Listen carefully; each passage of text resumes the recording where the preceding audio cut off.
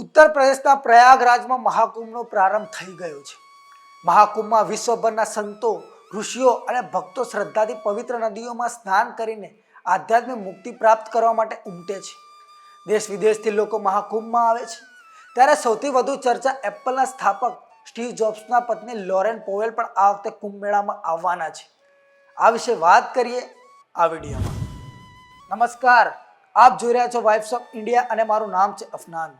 1580 કરોડની સંપત્તિ ધરાવતા અબજોપતિ લોરેન મહાકુંભમાં સામાન્ય સાધ્વીની જેમ નિરંજની અખાડામાં મહામંડલેશ્વર સ્વામી કૈલાસનંદ ગિરી મહારાજની છાવણીમાં 15 દિવસ રોકાઈને કલ્પવાસ કરવાના છે. લોરેને હિન્દુ ધર્મનો અંગીકાર કર્યો છે કે નહીં તે સ્પષ્ટતા કરાઈ નથી. કૈલાસનંદજી સાથે લોરેને ભારતીય સ્ત્રીઓની જેમ માથે દુપટ્ટો ઓઢીને કાશી વિશ્વનાથ મંદિરમાં પૂજા પણ કરી.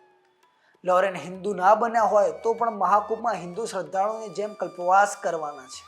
હિન્દુ પરંપરામાં ધાર્મિક અને આધ્યાત્મિક વિધિ મનાતો કલ્પવાસ પવિત્ર નદીના કિનારે કરાય છે.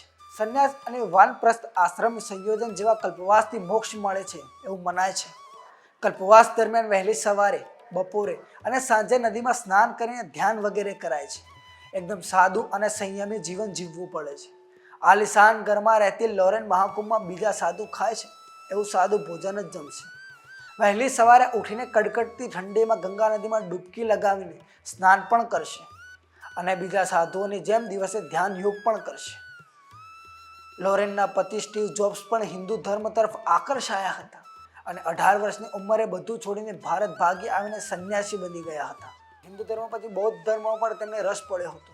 સ્ટીવ જોબ્સે લોરેન સાથે બૌદ્ધ વિધિ પ્રમાણે લગ્ન કર્યા હતા.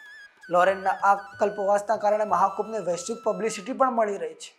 આ વિશે તમારું શું કહેવું છે? અમને કોમેન્ટ કરીને જણાવજો અને જોતા રહો વાઇબ્સ ઓફ ઇન્ડિયા. આભાર.